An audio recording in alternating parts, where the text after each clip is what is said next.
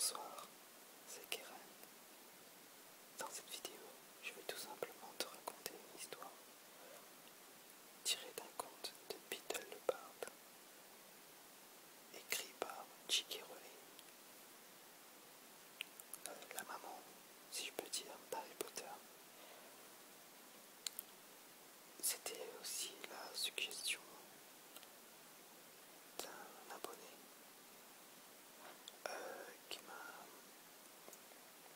qui m'avait gentiment demandé de raconter cette histoire.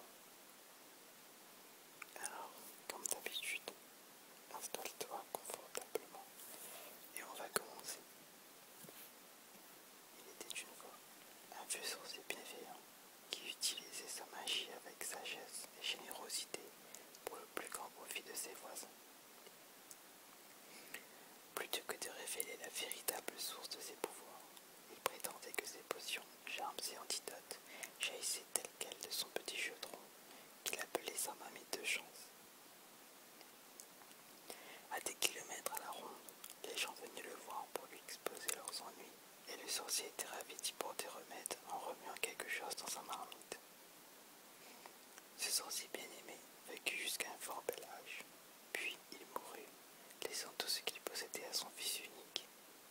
Ce fils était dans une disposition d'esprit bien différente de celle de son aimable père.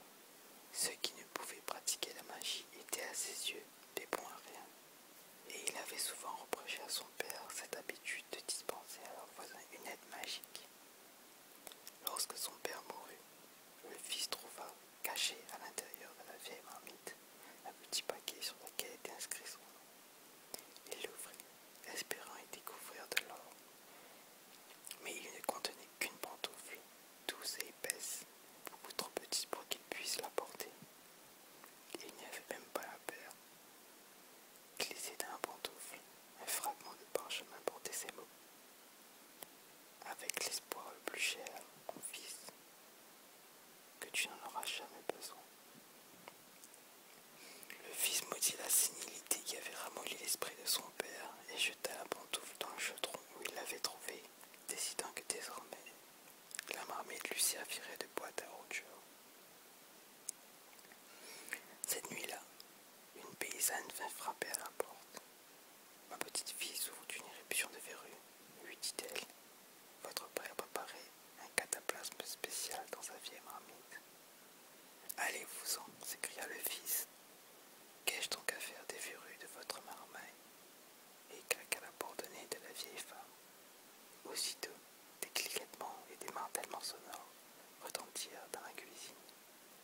Le sorcier alluma sa baguette magique et ouvrit la porte. Là, à son grand étonnement, il vit la vieille marmite de son père. Un pied de cuivre unique lui avait poussé, et elle sautait sur place, au milieu de la pièce, faisant un bruit terrifiant sur l'étal qui recouvrait le sol. À pas sorti, le sorcier s'approcha, mais battit précipitamment en retraite lorsqu'il constata que toute la surface de la marmite était couverte de verrues. « Répugnant d'objet !» s'exclama-t-il.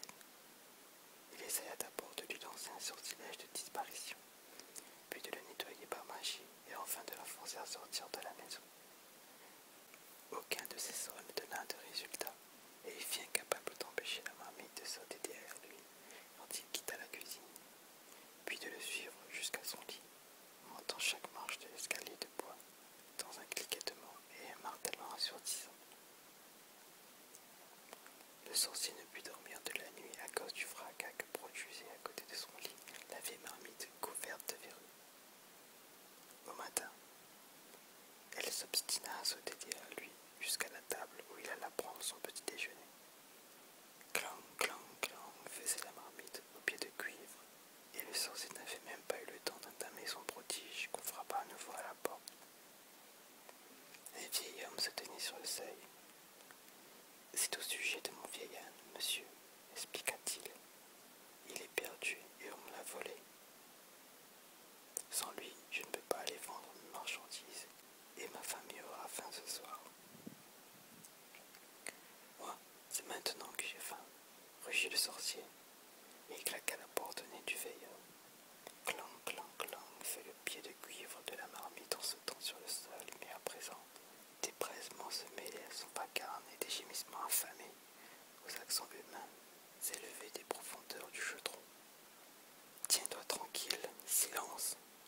sorcier d'une voix aiguë.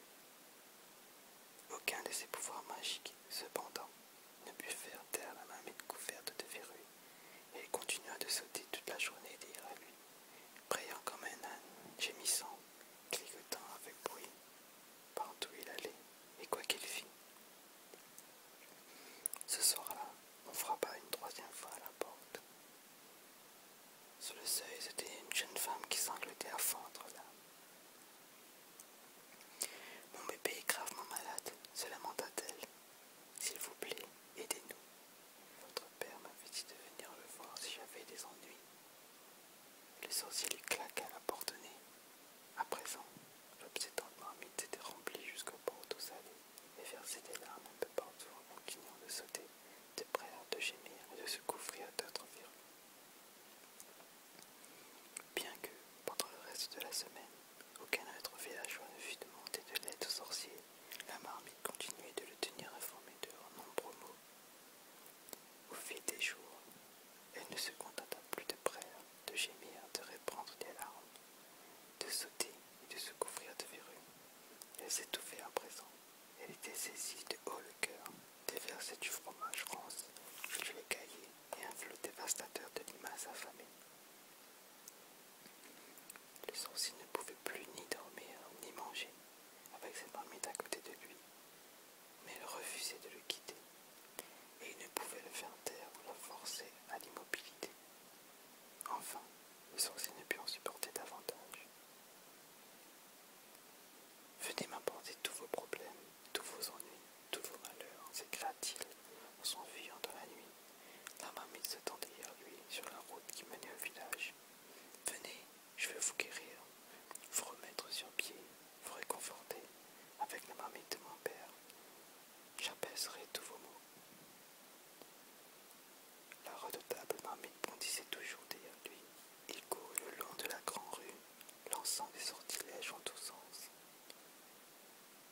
À l'intérieur d'une des maisons, les verrues de la petite fille disparurent pendant son sommeil, grâce à un sortilège d'attraction.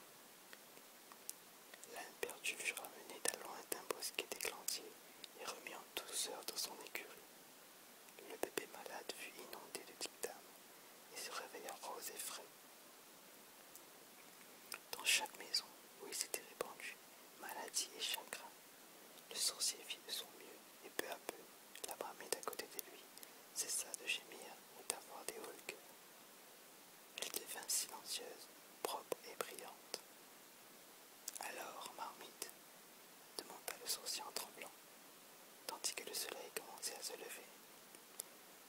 La marmite recracha la pantoufle qu'il avait jetée dedans et lui permit d'enchausser son pied de cuivre. Puis ils retournèrent tous les deux dans la maison du sorcier. Le bruit de pas de la marmite enfin assourdit. Mais à compter de ce jour, le sorcier est allé villageois, comme son père avait fait avant lui, de peur que la marmite ne se débarrasse de sa pantoufle et se remette à sauter.